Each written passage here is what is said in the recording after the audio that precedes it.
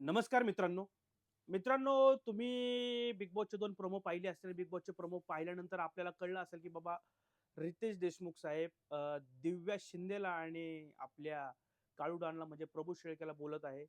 त्यावर तो प्रोमो आहे. प्रभू शेळके सांगत आहे, की तुम्हाला आता मी मोठ्या मुलांसारखं ट्रीट करणार. तुम्हाला इतक्या 2 आठवडे मी हे केलं, काय म्हणतात त्याला? लाड केले, हे केले, ते केले. आता इथून पुढे तुमचे लाड बंद. तुम्ही आता उद्धट होत चालले वगैरे, वगैरे. असे तुम्ही प्रोमो दाखवलेला आणि दाखवलं गरजेचं आहे. त्याला बोलणं गरजेचं आहे आणि त्यानंतर दिव्या शिंदेला सुद्धा रितेश देशमुख सांगितले, "बाबा, लाडकी भाऊ योजना आपल्या या घरात चालू आहे. दिव्या शिंदे फक्त राकेश बापटच्या प्रवक्ता म्हणून खेळत आहे. बाकी त्यांना काही खेळ दिसत नाहीये.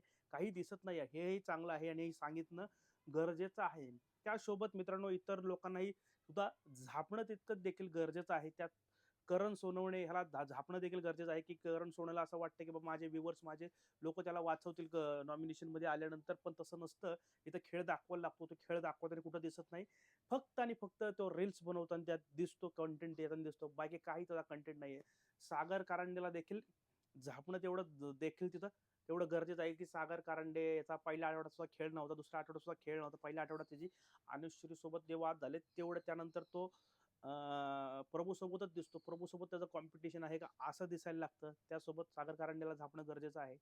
दीपाली सय्यदला थोडंफार बोलणं गरजेचं आहे. त्यानंतर अनुश्री मानेला तेवढ्यात तेवढं बोलतील, सँडविच टाइप बोलतील. आधी तिच्यावर चिडतील, मग तिला गोड-गोड बोलतील. तसंच सोनालीला बोलणं देखील गरजेचं आहे. सोनाली ज्या पद्धतीने गलिच्छपणा करते, एखाद्याच्या खाजगी आयुष्याबद्दल बोलणं आणि घाणेरड्यागत करणं, अनहायजेनिक राहणं, त्याबद्दल तिला बोलणं गरजेचं आहे. तसाही तिचा गेम नाही. कदाचित ओमकारच्या जागी ती सुद्धा घराच्या बाहेर आउट होऊ शकते, कारण की नाहीच आहे गेम तिचा. त्यानंतर मित्रांनो ओमकारला बोलतील का नाही मला माहीत नाही, कारण की ओमकारचा एंड ऑफ झालेला. त्याला नाही बोलणार ओमकारला, कारण की तो खेळतच नाहीये. आयुषला बोलणं गरजेचं आहे, की आयुष खेळतच नाहीये.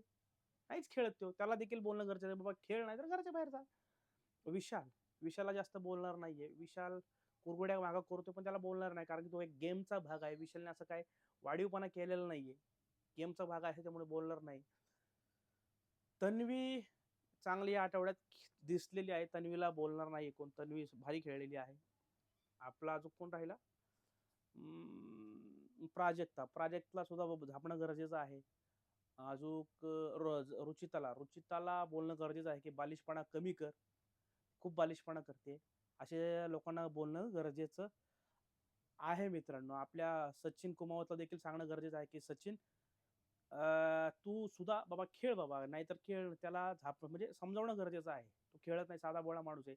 रोशन, रोशनला बिग बॉसनी सुद्धा समजवलं आहे.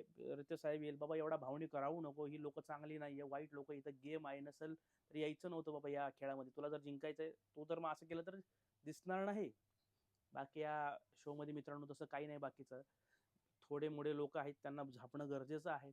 मित्रांनो, मी तुम्हाला प्रश्न विचारतो, की तुम्हाला काय वाटतं कोण जाईल या आठवड्यात घराच्या बाहेर? हे खाली आम्हाला कमेंट करून सांगा. व्हिडिओ आवडला असेल धन्यवाद. आणि तुम्हाला कोण वाटतं बा अजून कुणाला झापणं या घरात गरजेचं आहे? ते खाली कमेंट करून सांगा. आणि काय-काय झापलं पाहिजे? कशा म्हणजे कशाबद्दल झापलं पाहिजे? धन्यवाद. बाय-बाय.